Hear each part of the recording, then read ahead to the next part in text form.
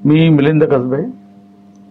आज मी अशा एका व्यक्तीचा परिचय करून देणार आहे ज्यांनी शैक्षणिक, सामाजिक, राजकीय आणि सांस्कृतिक क्षेत्रामध्ये खूप मोठं काम केलेलं आहे. त्यांचं नाव आहे डॉक्टर नामदेवराव गुंजाळ. गुंजाळ साहेब, तुमचं स्वागत आहे, तुम्हाला नमस्कार आहे आणि तुमच्या कामाला सलाम पण आहे. नामदेवराव गुंजाळ हे संगमनेर तालुक्यातलं एक मोठं नाव आहे,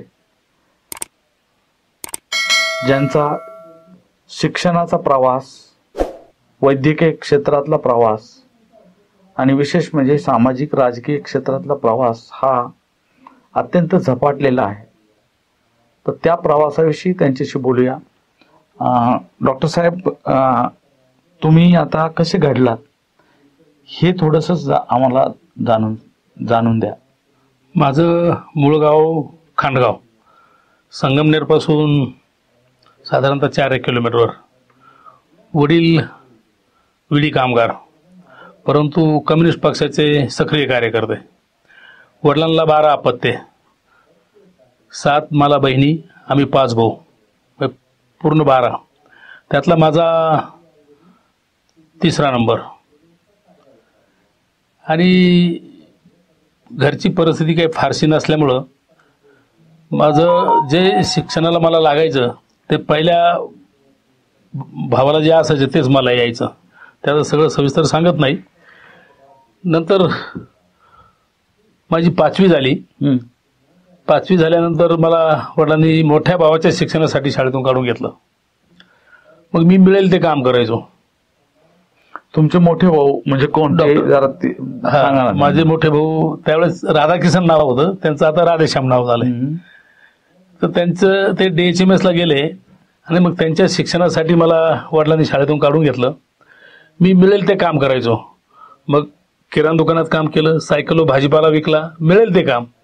आणि मग ते डॉक्टर झाल्यानंतर मी पुन्हा मग गायछापमध्ये कामाला लागलो, तिथं मालपाणींच्या. मग तिथे हिरालाल पगडाल मला मॅनेजर होते. आणि त्यांनी सिद्धार्थ नाईट हायस्कूल बंद पडलं होतं, त्यांना नोकरीची गरज होती, खरं शिक्षक व्हायचं होतं म्हणून आम्हा काही मुलांना त्यांनी गोळा केलं, नाईट हायस्कूलला सुरू केलं. मी दिवसभर काम करून मग पुढे रात्रीची शाळा शिकलो. रात्री शाळा शिकल्यानंतर पुढे मोठ्या भावांचं दवाखाना सुरू केला, परंतु त्यांनी होमिओपॅथी केली होती आणि त्यावेळेस होमिओपॅथी काय असते संगमनेरला काहीच माहीत नव्हतं. आणि मग साबुदाण्याच्या गोळ्या म्हणायचे. मग भावाची आणि आमची असं ठरलं एक शिबिर घ्यायचं. मग 2 ऑक्टोबर 83ला पहिलं होमिओपॅथिक शिबिर घेतलं. त्यावेळेस मी सायकलवर भोंगा बांधायचो आणि गावोगाव जाऊन फिरायचो. सर्व रोग निदान शिबिर घेतला आम्ही. त्यावेळेस साधारणतः 2006चे पेशंट त्यावेळेस आले होते. त्यातली मूळ कल्पना अशी होती की वडील बिडी कामगार असल्यामुळं तालुक्यात सगळे बिडी कामगार होते. संगमनेरला एक्सरेची सोय नव्हती, लॅब टेक्निशियनची सोय नव्हती आणि फारसे डॉक्टरही उपलब्ध नव्हते. मग महाराष्ट्रातले जे तज्ज्ञ डॉक्टर आहेत त्यांना एकत्रित करून इथं आणलं आणि मग त्यांना फ्री ऑफ आम्ही ही सुरू केली 2 ऑक्टोबर महात्मा गांधी जयंतीच्या निमित्तानं 83 सालापासून. आणि मग बंधूंचा दवाखाना चालायला लागला. मग मी ॲडमिशन घेतलं, मी डॉक्टर झालो. परंतु त्यावेळेस तुम्ही कशा डॉक्टर झाला ते सांगतो ना. त्यावेळेस एक कोर्स काढला होता आयुर्वेद वैद्यविशारद म्हणून, आणि तो पुढे चाललाच नाही, तो बंद झाला. मग बंद झाल्यामुळं मी 3 वर्ष तो केला मुंबईमध्ये. परंतु पुढं आज झालं की प्रॅक्टिस तर करायची नाही ठरलं, आपल्याला खोटी प्रॅक्टिस करायचीच नव्हती. आणि मग त्यावेळेस पण मी हॉस्पिटलला त्यावेळेस प्रॅक्टिस करत होतो, पण स्वतः दवाखाना टाकायचा नव्हता, कारण सरकारने असा व्हीप काढला होता की तो करायची तर ग्रामीण भागात करायची, परंतु त्याच्यात करायची नाही. आणि मग मी म्हटलं नाही, मला प्रॅक्टिसच करायची नाही. मग कल्पना अशी आली का होमिओपॅथिक वैद्यकीय महाविद्यालयच काढायचं. पण त्यावेळेस काहीच नव्हतं.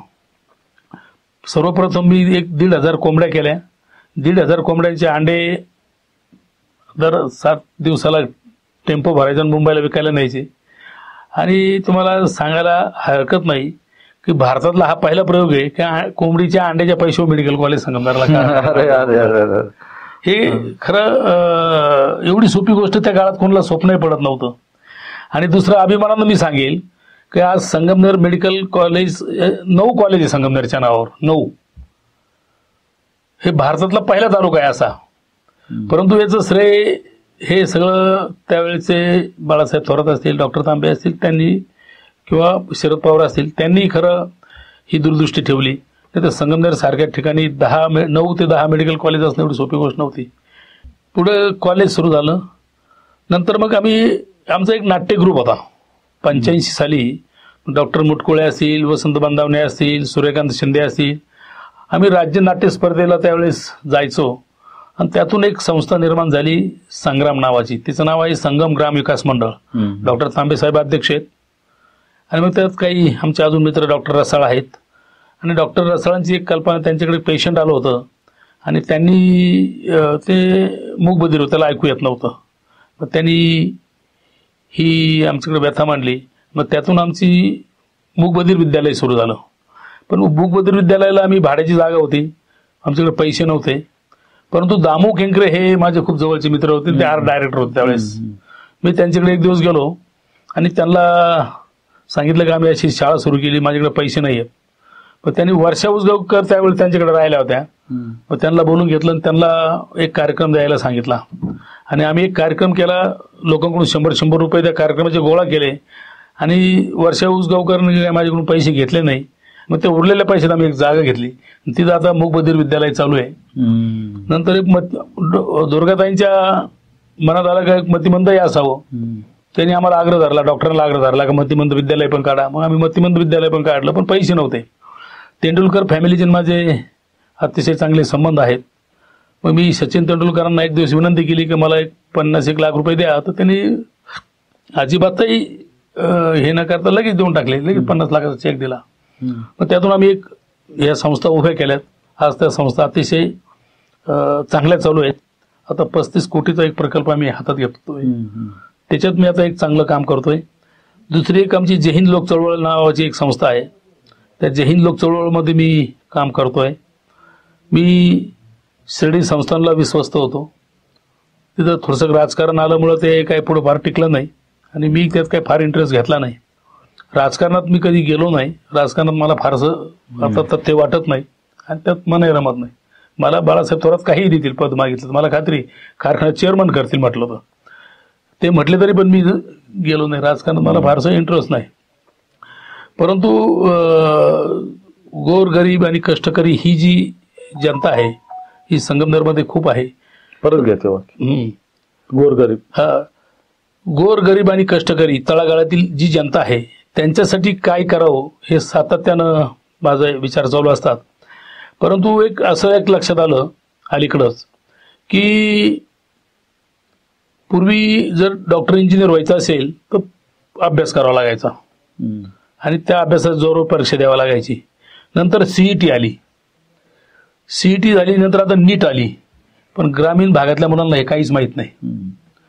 जेव्हा माझा मुलगा 12वीला होता त्यालाच काही समजत नव्हतं नीट काय असते.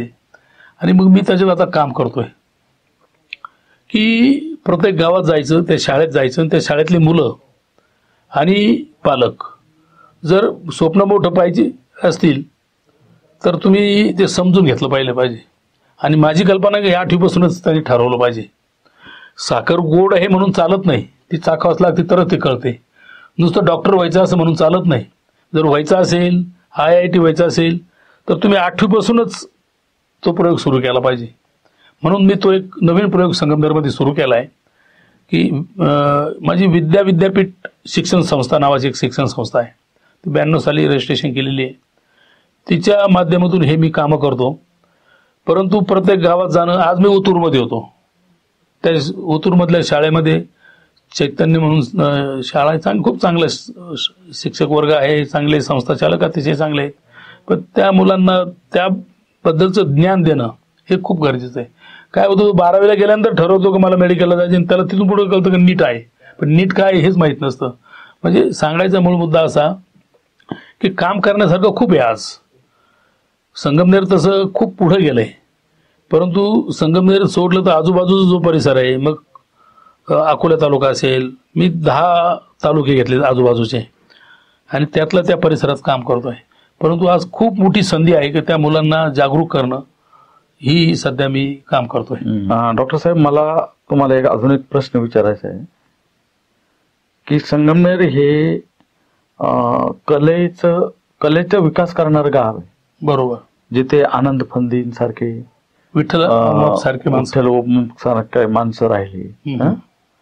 त्याच्यानंतर ज्या गावामध्ये व्याख्यानमाला चालत असायच्या, ज्या गावामध्ये रघुवीर खेडकर सारखा कलावंत राहिला, बरोबर, ज्या गावात रावसाहेबांसारखे, पठारेंसारखे लेखक विचारवंत राहिले, बरोबर, कौंडिण्यांसारखे प्राचार्य तिथे झाले, तर संगमनेरला एक स्वतःच सामाजिक सांस्कृतिक असं एक व्यक्तिमत्व आहे. बरोबर.